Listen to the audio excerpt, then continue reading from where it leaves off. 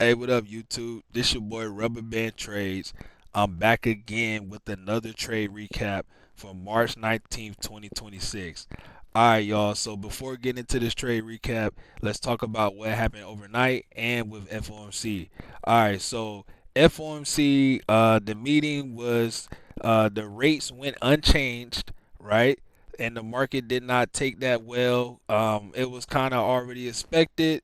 However, when Jerome Powell got off the meeting, the market did come down a little bit more. So we came down a little bit more after that meeting, and in the overnight trading, we also traded lower into a 1 hour FVG. So price was looking bearish off the open, right? And because of that bearishness, I was prepared to take this trade or any particular trade in the bearish direction down to the previous week lows, right? So when we got that push off the open, I'm just sitting here looking. I'm like, all right, we just put in a 1 minute FVG and a 2 minute market structure shift with our FVG in the yellow shaded area. So again, I draw my standard deviation tool, and that right there will mark out where I can take an entry on any particular trade. And then we got our projections drawn out below.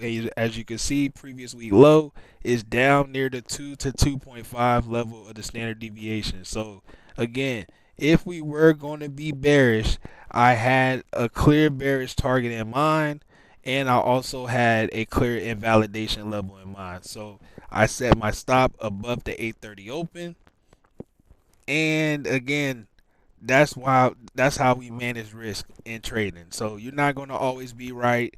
You're going to take some losses in this game, but as long as you keep those losses small, you can always bounce back.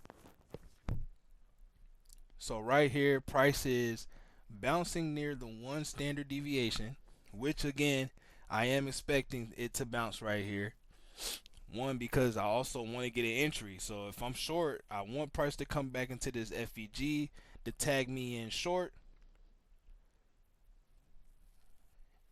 and that's what we're waiting on right here. So price is slowly making its way back into this FVG, and that's where I have my 5 sell limit short right there.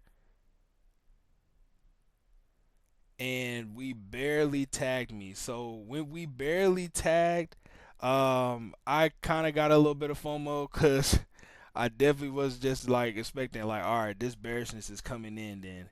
And I probably should have waited to that candle close. Well, I definitely should have waited to that candle closed because it did close strongly into the gap. So my entry was forced. It was a FOMO entry right there. However, I recognize that in real time, and I recognize that again, if we are bearish, right? If we are to be extremely bearish, I recognize that this gap should hold. There's no reason why we should run this gap if we are extremely bearish down here, right? So that's why I moved my stop loss to the top of that gap, and as you can see, price, um, chopped around a little bit and then ended up taking my stop loss right there. So my first trade was a L, and then now we're getting a nice bullish move higher. So now I'm seeing, okay, bulls are coming into the market, right? So now I'm seeing, all right, I did have a trade set up to the upside, which was a move back to previous day low and possibly to the midnight open. So when we got this 2 minute or 3 minute IFEG setup, I entered right at the bullish imbalance retest, and I set my stop below the one standard deviation because again, that's where I'm expecting a reversal to present itself. So this is the potential reversal right here. We also got a 2 minute CISD, and we got some overhead targets to target, guys. So my entry is not looking too bad right here. Again, we got a 2 minute CISD. Here I draw my standard deviation tool from that 2 minute CISD, and that's how I get my projections for potential take profit targets. So that red shaded area is where I want to be taking my initial profits on any trade, right? And right here I'm drawing out the 2 minute IFVG setup, and this is where I'm expecting buyers to support price, right? Because the bearish imbalance off the open, the one I initially tried to get a trade in, was ran through. When that got ran through and closed above, it became a IFVG.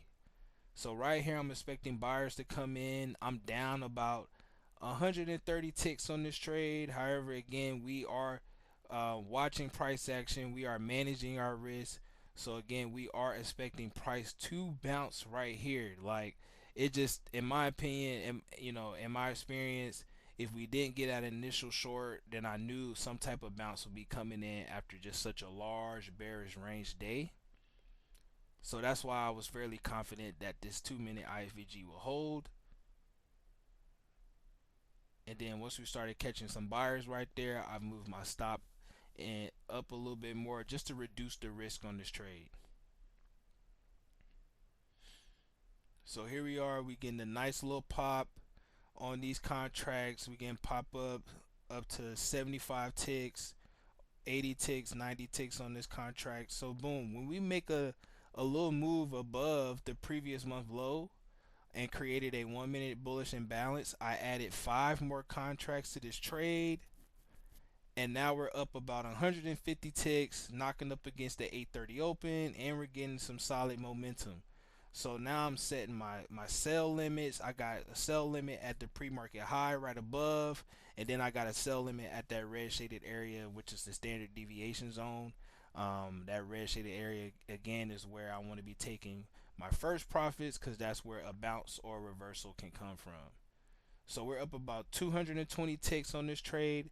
I started moving my stop loss into the money, right? So this is how we lock in gains even though we're still in the trade. So again, if this trade wants to come back on me, I would at least be locking in a few points on the trade, because now my stop loss is above my entry, and I'm expecting bulls to defend the 830 open right here. So once bulls start defending this 830 open, I'm pretty much expecting price to make a sharp move higher. Like, again, if we were not bearish and we were swapping to bullish price action, I'm expecting price to perform that way. And when it started giving me certain trade, I guess the trade direction I was looking for, I ended up closing out one of those accounts because we ended up passing the account already. So we got the 53k on the account, we passed that one, and now we're just focusing on the last one. Like I said, I got my stop in the money below 830 open. I'm targeting that red shaded area again, and that's where, you know what I'm saying, we want to be taking off more profits as this trade is working. So right now I'm just managing the trade, just managing what I'm seeing. Again, I'm writing in my journal, making sure I'm logging everything I'm seeing, logging what made me get into this trade. I also had a friend call me just to get some assistance on what I was seeing in the market, so I was helping him out right here.